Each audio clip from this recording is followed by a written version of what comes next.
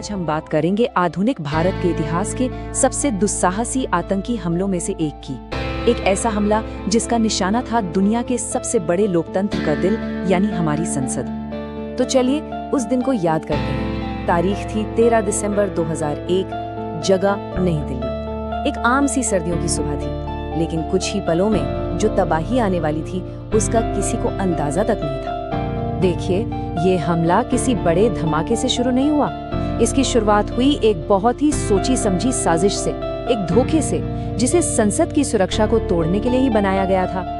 सोचिए, एक सफेद एम्बेसडर कार जो अक्सर सरकारी काफिलों में दिखती है, वो गेट नंबर 12 की तरफ बढ़ रही है। बाहर से सब कुछ बिल्कुल नॉर्मल लग रहा था, लेकिन अंदर एक बहुत ही खतरनाक इरादा छिपा हुआ था। मतलब हमलावरों ने राज्य की ही एक प्रतीक का इस्तेमाल करके खुद राज्य पर ही हमला करने की कोशिश की। तो ये सिर्फ एक कार नहीं थी, इसे धोखे का एक चलता फिरता किला बना दिया गया था।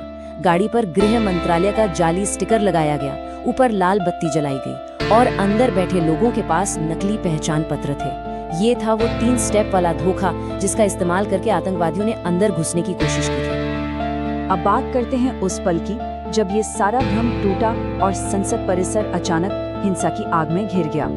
घड़ी में बज रहे थे सुबह के 11:29 और तभी AK-47 की गोलियों की आवाज गूंज उठी। कुछ ही सेकंड्स के अंदर सायरन बजने लगे और पूरा संसद परिसर एक वॉर जोन में तब्दील हो गया। मिनटों के अंदर ही सभी सांसदों को फौरन सुरक्षा के लिए मुख्य इमारत के अंदर ले जाया गया। उस वक्त चारों तरफ बस एक ही आवाज गूंज रही थी, अटैक अटैक। ये वो पहले शब्द थे जो सुरक्षा गार्डों ने चिल्लाकर सबको आगाह किया, और यहीं से शुरू हुई जान बचाने की एक हताश लड़ाई।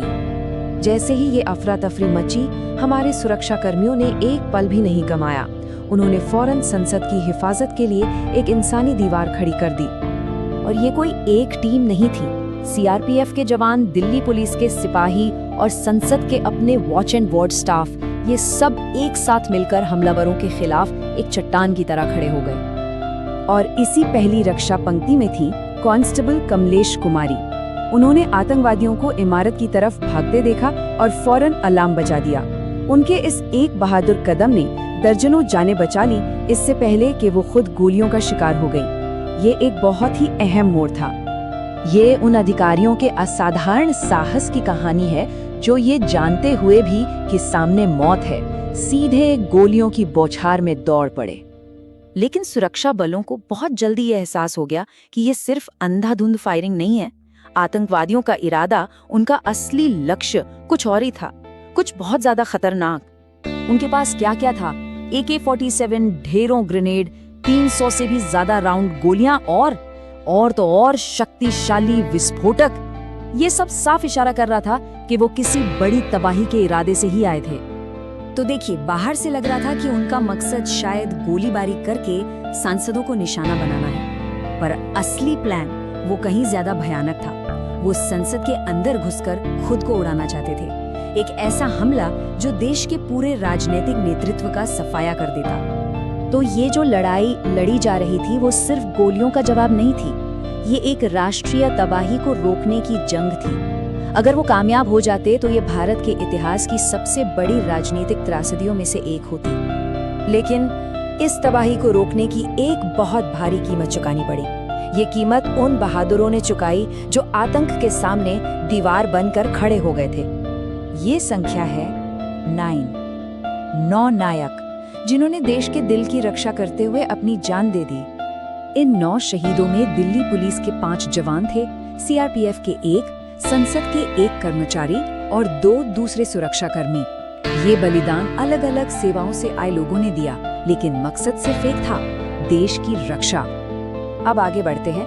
गोलीबारी खत्म होने के बाद क्या हुआ और कैसे इस एक घटना ने पूरे उपमहाद्वीप पर अपना असर डाला।